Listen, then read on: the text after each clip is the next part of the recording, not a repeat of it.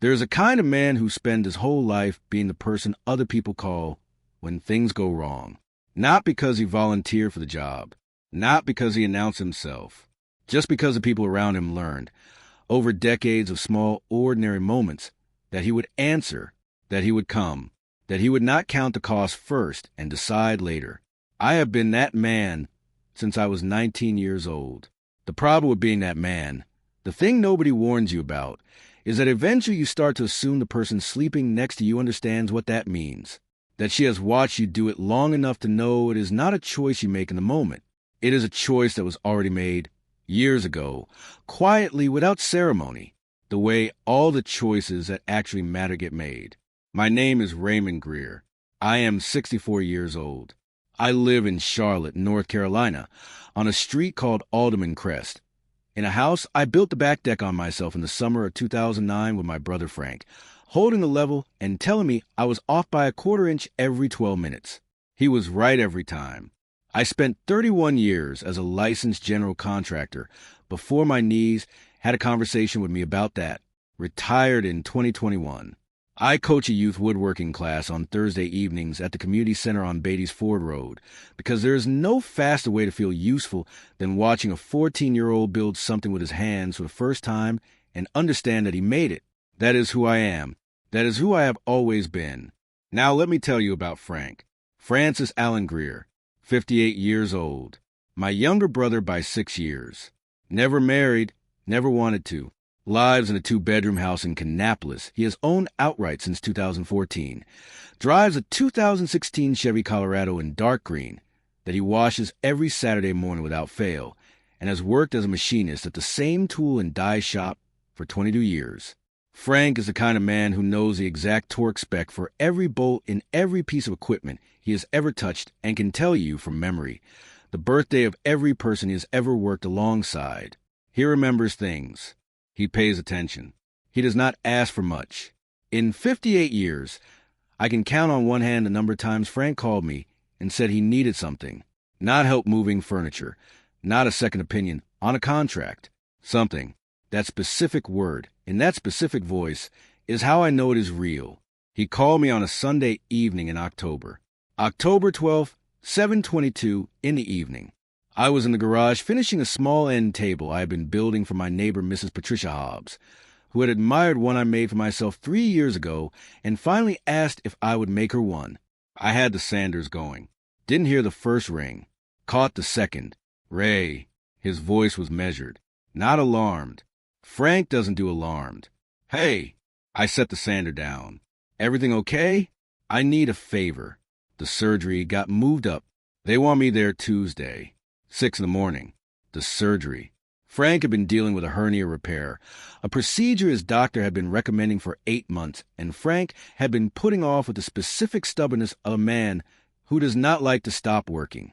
His doctor, a general surgeon named Dr. Marcus Webb at Atrium Health Cabarrus in Concord, had finally given him a hard date. I'll be there, I said. You sure? I can call a car service. Frank, I said it the same way I have been saying his name since 1972. Don't call a car service. A small pause. Okay. Thank you, Ray. The words came out careful, the way they always did when Frank meant something more than the sentence. I hung up and walked back into the house. My wife, Diane, was in the living room with her laptop. She teaches continuing education courses online, 2 evenings a week, and on Sunday night she does her preparation work. Headphones on, screen glowing. I stood in the doorway. I need to take Frank to his surgery Tuesday morning. 6 a.m. drop-off at Atrium Cabarrus. She pulled one headphone off. What time would you leave? Around 5:30. She looked at me for a moment, then at her screen. Tuesday I have my 8 o'clock session. You do your session from the house. She put the headphone back on. I stood there a moment longer than I should have. Then I went to bed. Welcome to Dad's Raw Revenge. Get settled, because this one is going to take you somewhere. Drop a comment and let me know where you're watching from. Hit that like button and make sure you're subscribed. Trust me, you're going to love it here. Monday, pass away the day before a thing passes. Present but not quite real. I did my Thursday prep for the woodworking class 2 days early because I needed something to do with my hands. Built a sample mortise joint for the kids to study. Cleaned the garage. Made dinner. Diane and I ate at the kitchen table and talked about her course schedule and whether the gutters needed cleaning before the rain came Thursday. Ordinary conversation. The kind you have when you are both choosing not to have a different one. At 9:40 p.m., I set my alarm for 4:45 a.m., laid out my clothes, and went to sleep. 4:45 came fast. I dressed in the dark, went downstairs, made coffee. The machine is loud, and I did not feel particularly sorry about it. I poured 1 cup, drank half of it standing at the kitchen counter, rinsed the mug, and picked up my keys. Diane appeared at the top of the stairs at 5:12. I looked up. She was in her robe, arms crossed, looking at me with an expression I had seen before. Not angry, not guilty, just a specific face of a woman who has decided that what she is about to say is reasonable and is bracing for me to disagree. Ray, she came down 2 steps. I want you to know I thought about it, and I just don't think it's my responsibility to rearrange my entire morning for your brother's medical appointments. I looked at her for a moment. He has nobody else, Diane. He has you.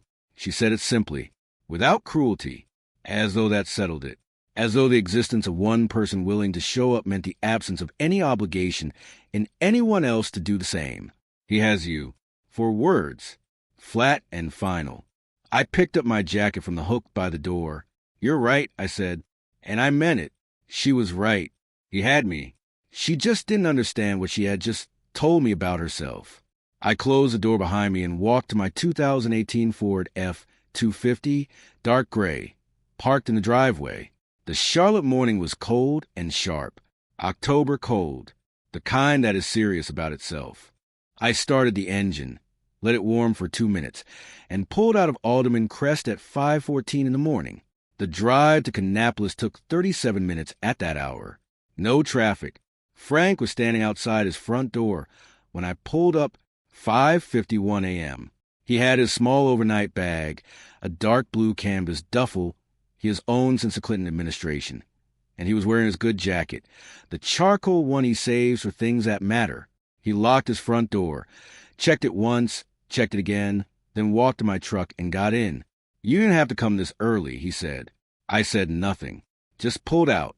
Frank looked out the window for a moment. Where's Diane? Home. He didn't ask anything else. Frank understands when a short answer is a complete answer. 22 years in a machine shop will teach a man what requires discussion and what does not. We drove to Concord in the dark. I turned the radio on low. Something old, something that neither of us had to think about. Frank had a thermos of black coffee he had made himself, because he is a man who makes his own coffee even on surgery mornings. And he offered me some, and I took it, and we didn't talk much, and it was exactly right. Atrium Health Cabarrus on Medical Park Drive.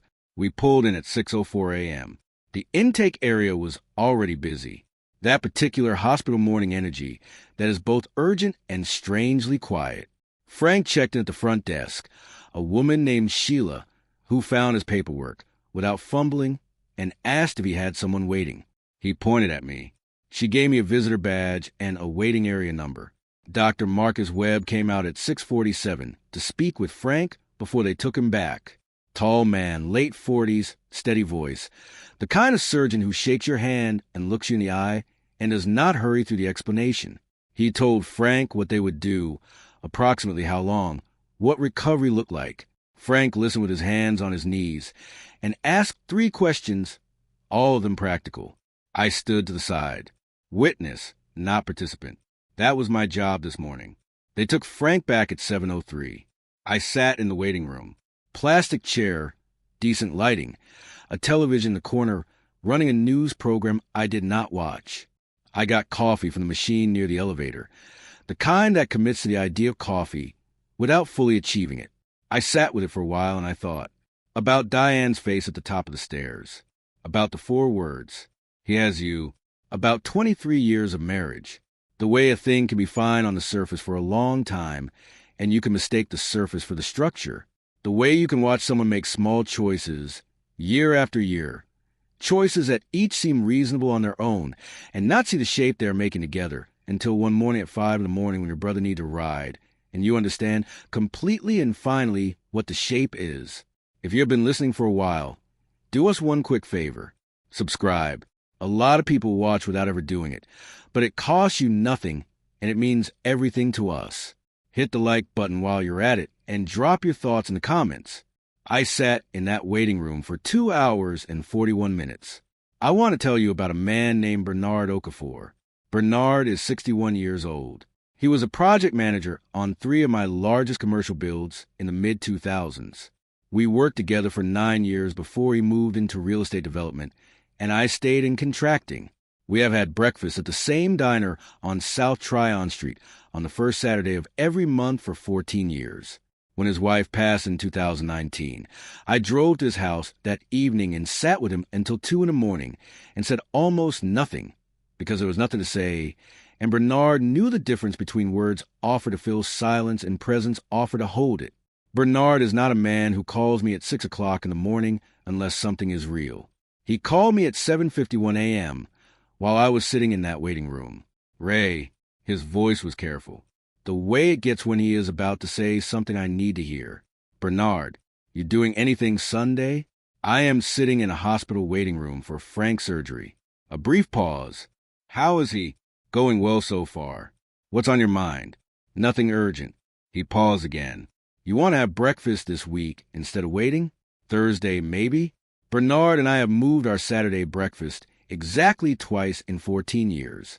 Once when his daughter was in the hospital, and once when I had a family emergency.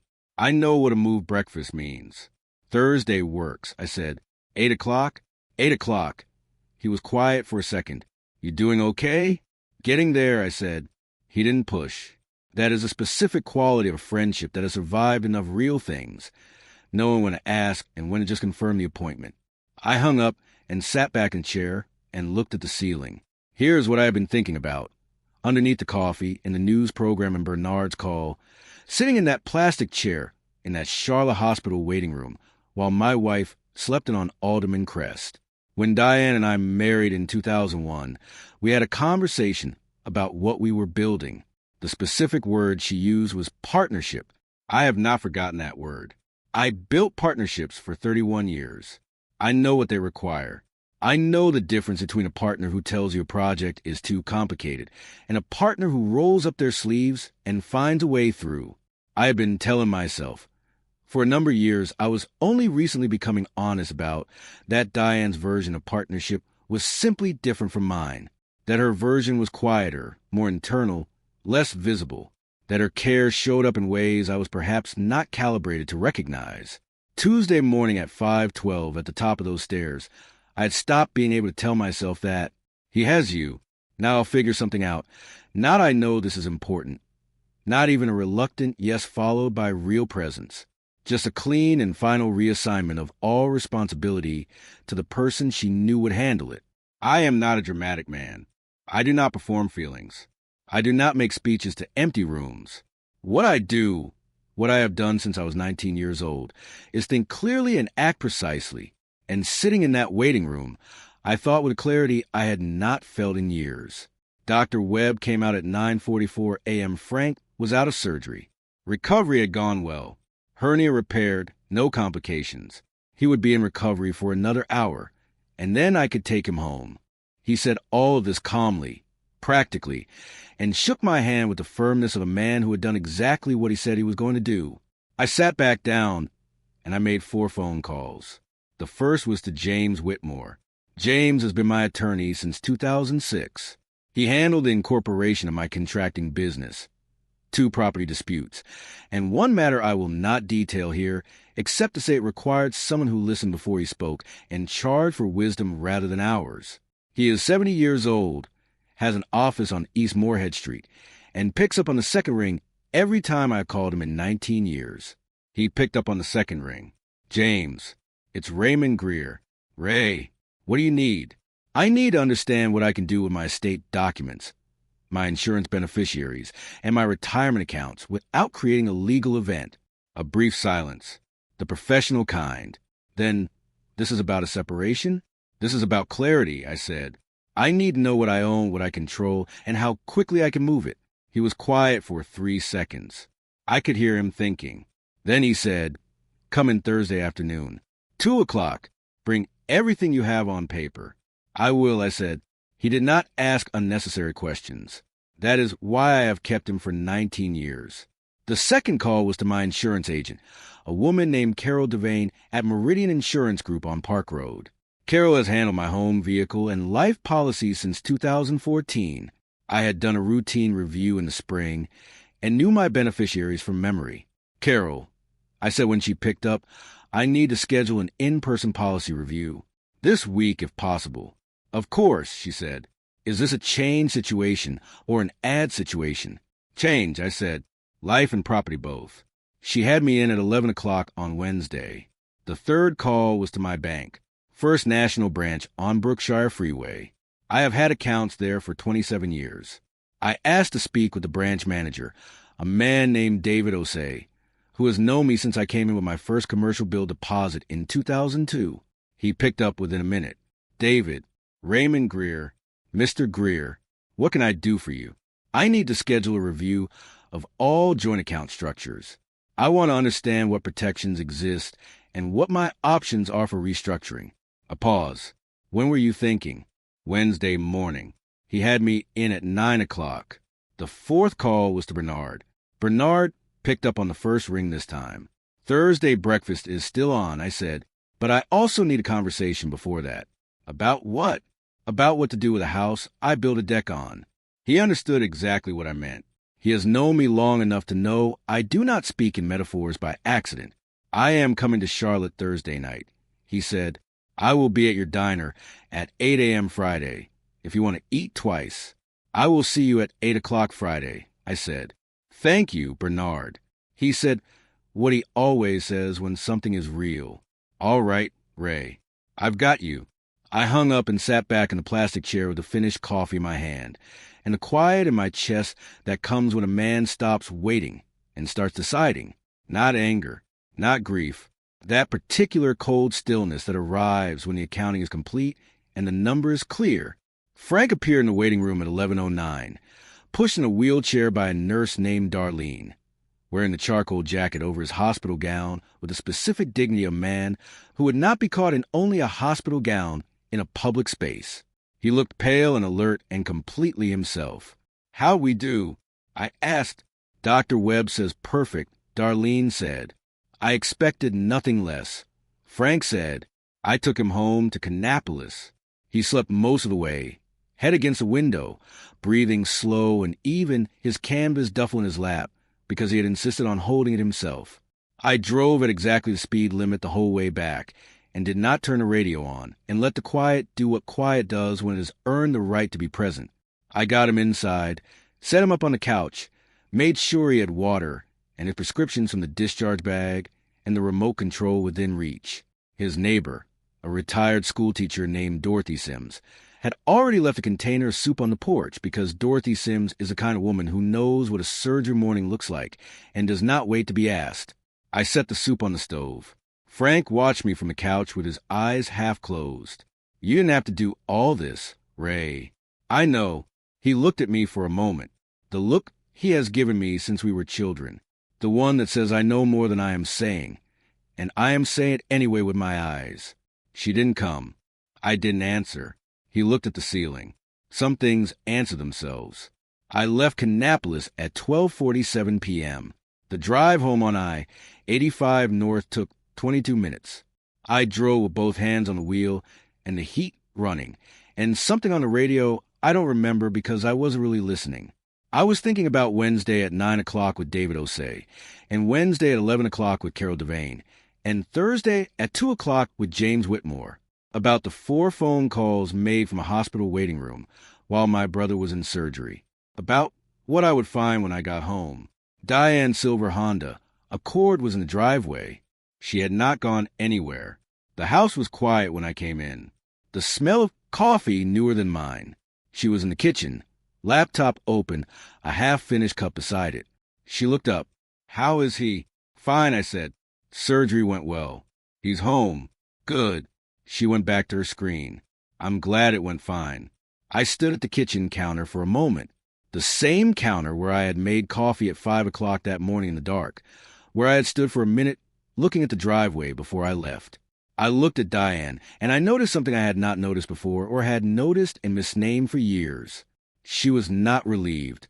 She was not glad Frank's surgery had gone well, in the way you are glad when something important to someone you love has gone right.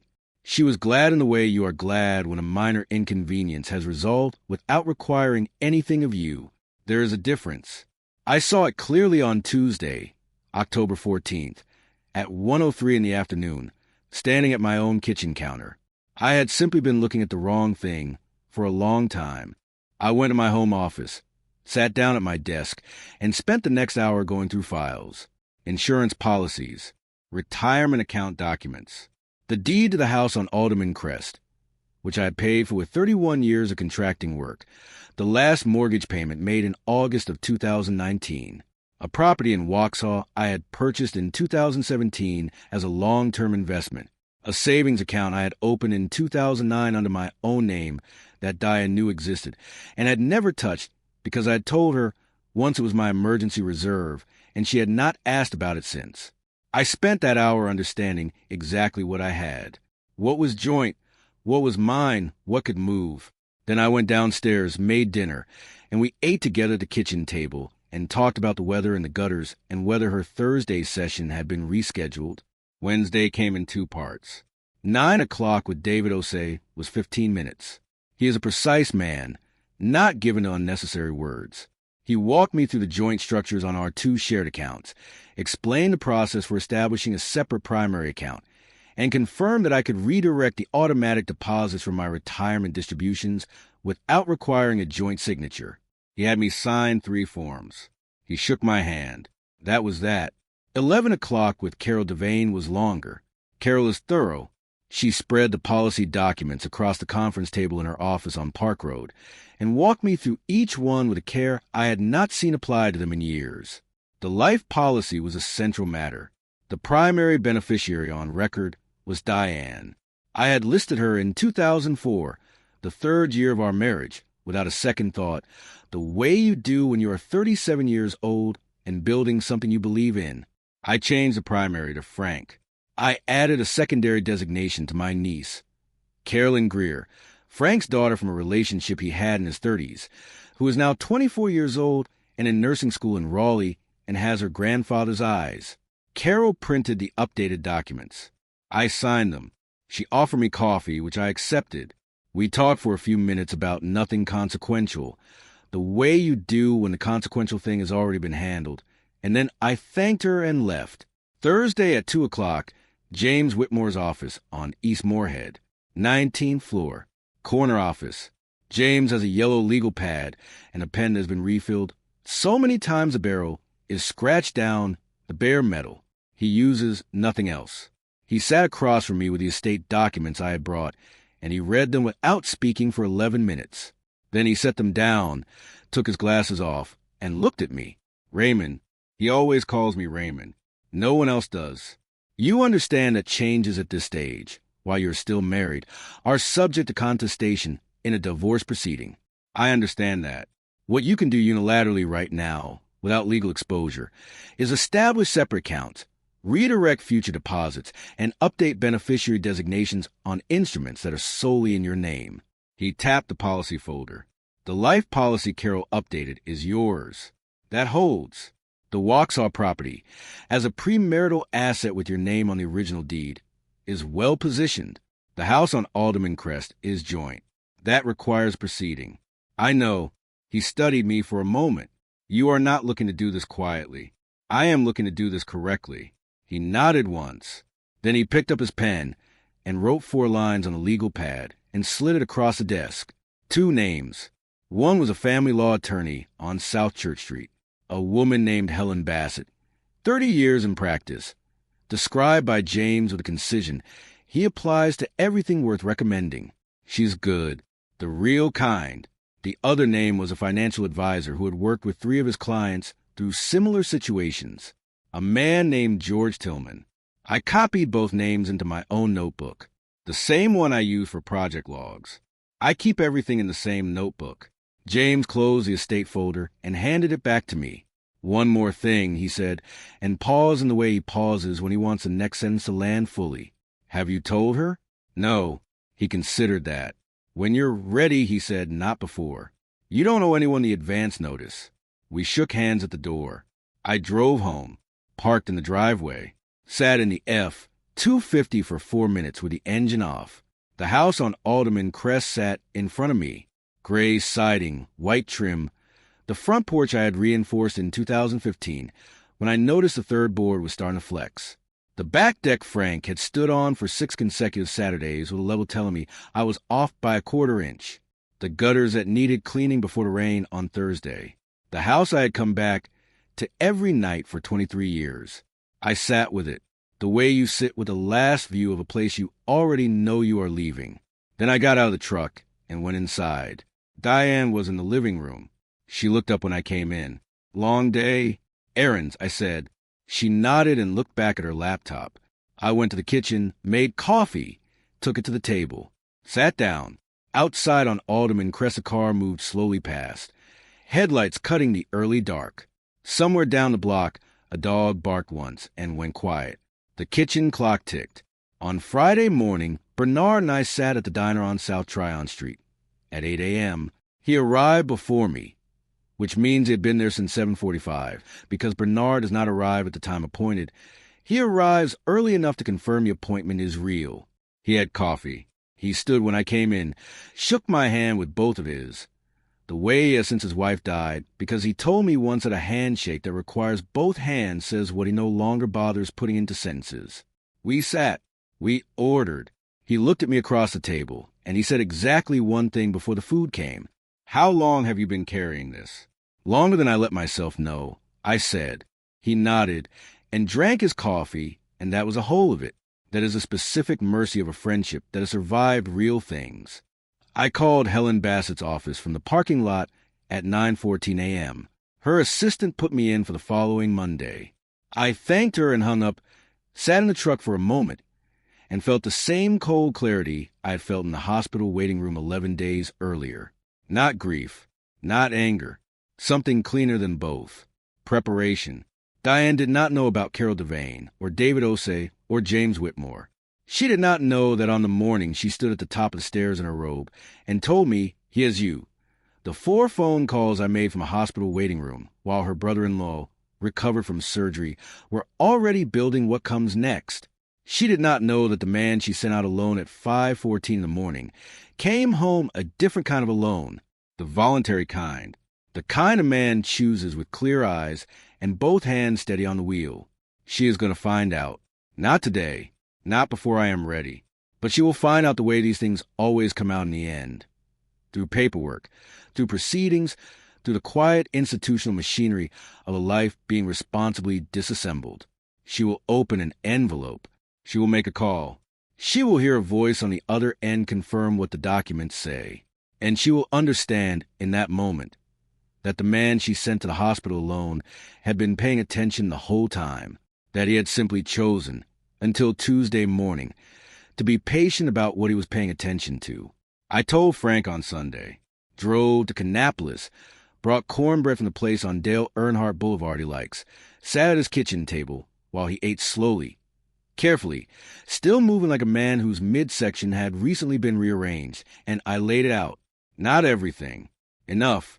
He listened without interrupting, which Frank does when something deserves the full weight of attention. When I finished, he was quiet for a long time. Then he looked at his plate and back at me. "You called the insurance company from the waiting room?" I did. He was quiet again. Then quietly, "Ray, I wouldn't have asked you to do any of that." "I know," I said. "That's why it's done." He looked at me for a moment with the look he has given me since we were boys. The one that says he knows exactly who I am and is glad of it. He pushed the cornbread toward me. "Eat something," he said. I did. Some men find out what they have built by watching it last. Others find out by watching who shows up to protect it. I found out both things on the same Tuesday morning in October. One man I drove to the hospital at 5:40 in the dark. No conditions, no calendar conflict, no accounting. One woman who stood at the top of the stairs and reassigned the obligation as cleanly as a line item. I am not angry at Diane. I want to be clear about that. Anger would mean I expected something different. What I felt, sitting in that plastic chair with the hospital coffee and the 4 phone calls already made, was the specific quiet of a man who has finally looked at an accurate blueprint after years of working from the wrong one. The deck is staying. Frank and I built it, and it will outlast a great many things. The house, whatever becomes in the coming months, will be handled correctly and without noise. And on the first Saturday of every month, I will sit at a diner on South Tryon Street across from a man who arrived early and shook my hand with both of his, and that will remain exactly what has always been. Some partnerships are built. Some are only called that. Knowing the difference is the work of a lifetime. Getting there is enough.